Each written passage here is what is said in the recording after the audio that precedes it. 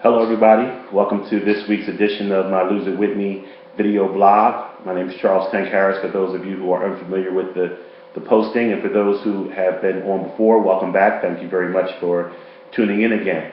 Well, it's a big day today. I got up this morning, weighed myself, had my wife take my measurements, and I'm proud to report that progress has been made toward my ideal waist size. Before I unveil the numbers, I want to say a couple of things. I decided to change the weigh-in and measurement dates from the first of every month to do it every 4 weeks. So every Monday I post on this site, and every 4 Mondays I'll be taking my weight and my measurements. I do that because, as I've said on previous postings, I travel quite a bit, and I never know where I'm going to be on the first of a month. And as a result, it makes it difficult for me to figure out how to post. Sometimes I've always confessed that I'm not the most technology-driven human being on the planet. I definitely don't have my scale with me as a big dude. I'm not able to just step on any scale and weigh myself. And I like to have some consistency with what the weight number is for, mainly for you guys' sake, to say, okay, this is what's going on every month on the same scale. Lastly, there will be nobody to take measure around me and measure me if I'm doing it by myself on the road. So every 4 Mondays, which I started this on October 1st, so today, 28 days later, 4/7 is October 29th. Next month, 4 weeks, will be the Monday after Thanksgiving, so I'm caught in the matrix of I'm probably going to go in real hard on Thanksgiving. That's just, what everybody does, and of course it's what I'm going to do. And not everybody, but the majority of people. And I'm looking forward to that, so that's not going to be something that I let discourage me from the whole month of eating right, exercising right, and enjoying a healthier lifestyle. But I do know I'll see some drawbacks to that. So without further ado, I'm going to get into the actual numbers, because I understand the majority of the people who pay attention to what I'm doing, that is definitely the focal point of what's going on, is the progress that's made and measured numerically. So you'll see my eyes shift to my right, to my trusty iPad, which is where I've recorded the numbers. All of this information, of course, the video gets uploaded to my Facebook page, which is loseitwithmeblog.com at Facebook, and these measurements will also be posted there. So I think I posted back on the 1st of October what the original starting point was, but if I didn't, you'll see it today, because on the days that I do my weigh-in, I'm going to post what the previous 28 days were versus what that particular day is. So on October 1st of this year, 28 days ago, my weight was 474.4 pounds. My waist was 68 inches. My chest was 64.5 inches. My neck was 21.75 inches. My biceps, 19 inches. Around the buttocks area, the ass, 61.5 inches. And my right thigh midpoint, 38 inches. As I've said in the past, my goal is not a weight goal. My goal is a waist goal.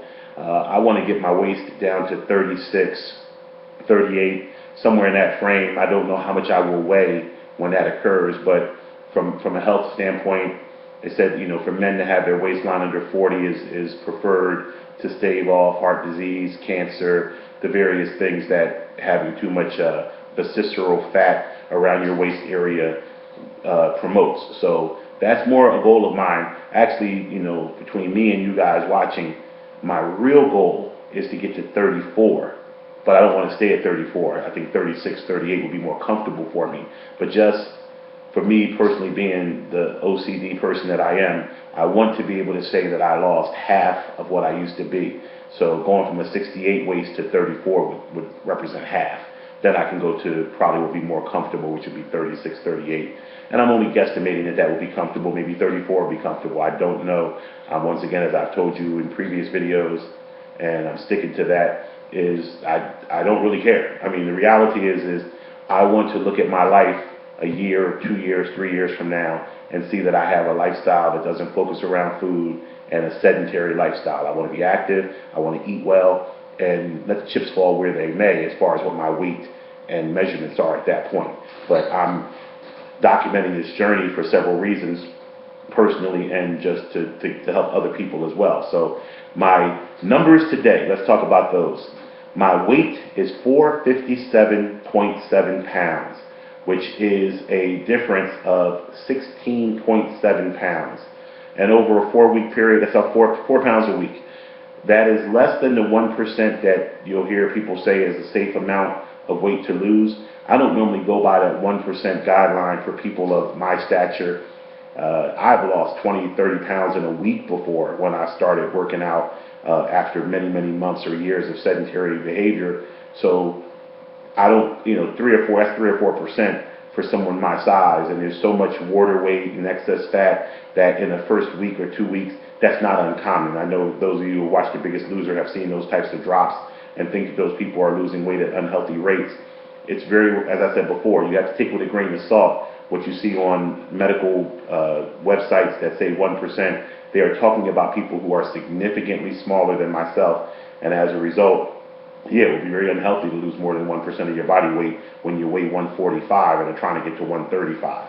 But when you weigh 470 and are trying to get down, losing 20 pounds is not unheard of. So I've lost less than 1% a week, which, even by those standards, is very healthy, a very slow, responsible way to lose weight. I'll be honest with you, I'm an honest person. I'm a little surprised that that was the amount. I thought it would be more. However, I'm not discouraged or shocked by it. I'm just surprised that, I've been getting it. I've been in the gym. I've missed like 2 workouts maybe, and my workouts have gotten more and more intense with each passing workout. Now, as you've been seeing, if you've been watching the Facebook page, I'm not very selective or restrictive on what I eat. As I've said, I'm gradually moving to a point where that will become more strict. In this first month, I look at it like this was a warm-up month. My goals were very, very simple, and I surpassed them, and I'm very proud of myself for surpassing them. My workout goal was to go to the gym 3 days in a row and take the 4th day off throughout the month. I did not have a goal of what to do when I got to the gym, and I know that may sound completely silly to everyone, but my goal was to go to the gym. Eventually, if I'm going to the gym, I'm going to work out in the gym. And if I'm working out in the gym, eventually my workouts are going to be intense and very, very positive for my health and body improvements. So now I surpassed those goals because I did more than just go to the gym. I did actually work out. And the workouts, once again, got more and more intense. On the very first day of my working out, I do a Fitness for Life treadmill workout, which I've said in the past, a 20-minute intensity workout where I go from level 5 intensity for myself up to level 10, which, I'll break that down before the video's out, where I'm at right now. And then I do a lifting routine. On day 1 of the 3 days, I do opposite muscles, chest and back. On day 2, I do legs. And on day 3, I do arms and shoulders. So then I take the day off, and I repeat 3 days after that, and I keep that cycle going. So with that being the case, when I first got into the gym, I was unable to do the treadmill workout and the lifting workout in the same session. I was going to the gym twice a day, doing the treadmill in the morning and the lifting in the afternoon. About 2 weeks into it, I was able to combine them, and so now I go to the gym once a day and do the entire workout. Starting this month, I probably will start going back twice a day and maybe swimming in the afternoon or doing something else in the afternoon, since I already kind of got myself conditioned to going twice a day. But that's improvement. And, I get a lot of people offline who will say, they don't think I'm doing enough or see me in the gym and think it's not enough. And once again, all I can tell you is it's so much better to be doing what I am doing today versus what I was doing 29 days ago, which was absolutely nothing, stuff in my face all day, every day, with no concern for what I put into myself and no concern in burning any of the weight off. So my weight is 457.7. Like I said, that's down 16.7 pounds.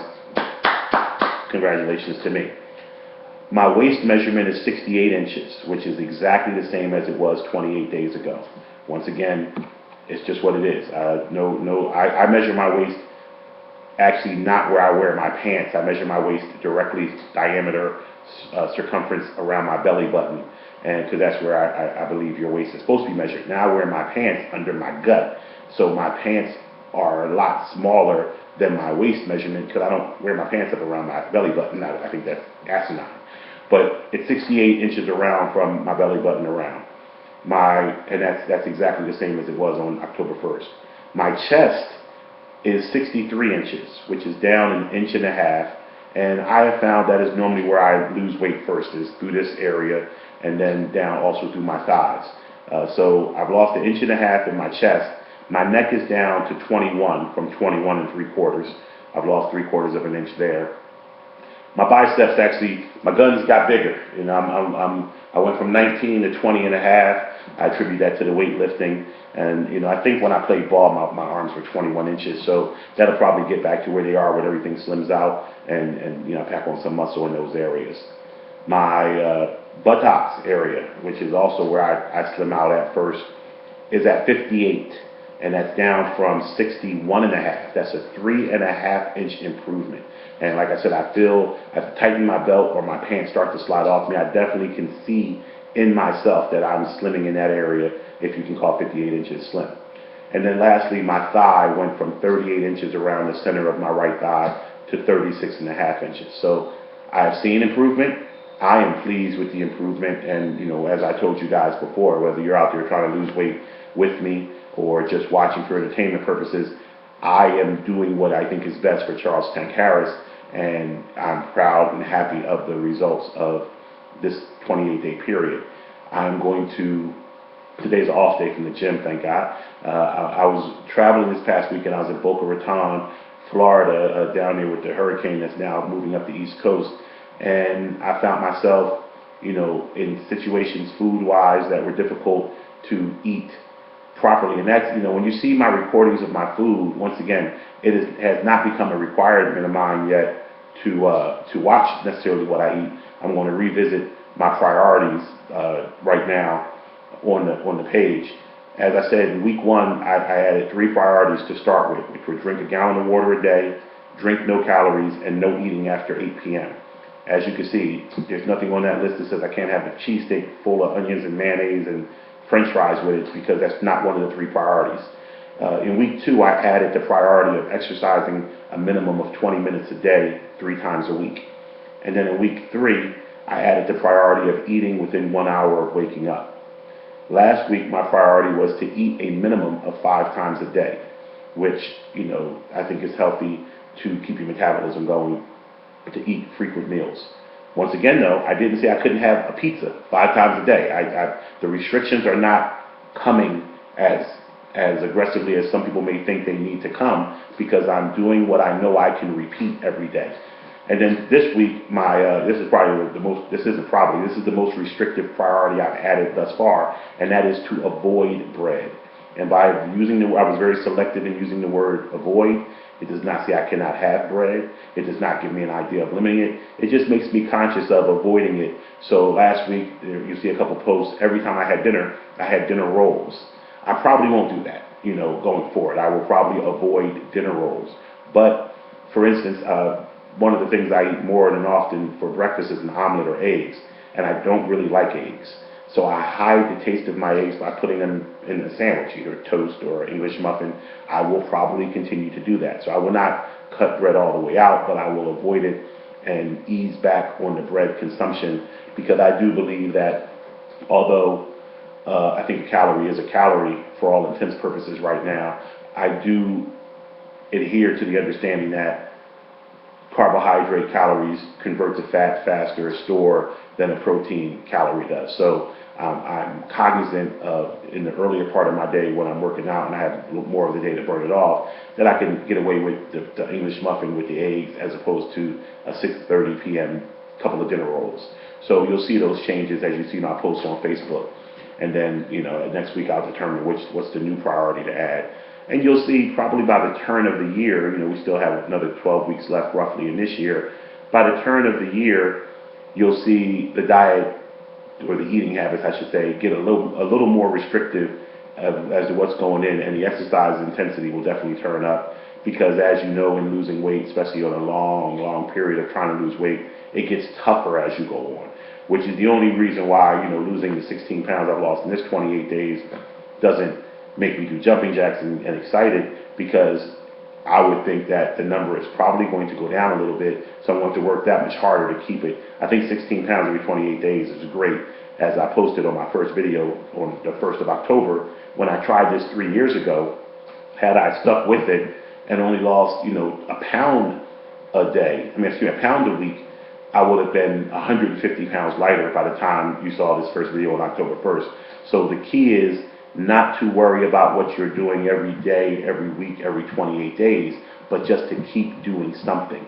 And that is the point I try to keep harping to those listeners of the video and those people who come on the Facebook page is I'm not trying to lose 100 pounds today. I'm not worried that I didn't have enough vegetables today. All I'm worried about is that whatever I did today was an improvement over the previous day, and what I do tomorrow is an improvement over today.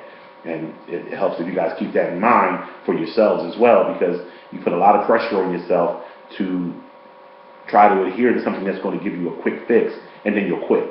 And that's what I did the last time. I got into the mindset every week, if the number on the scale was not what I wanted to be, I went that much more restrictive with my eating the next week. I went that much harder in the gym. And eventually I got tired of punishing myself, so to speak, and I just went back to eating all I wanted to eat and not going to the gym.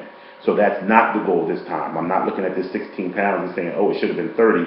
Let me kill myself in November and not eat it all and go to the gym 7 times a day and then lose 30 or 40 pounds, still be 400 pounds though, and say all this hard work is for nothing and quit in December.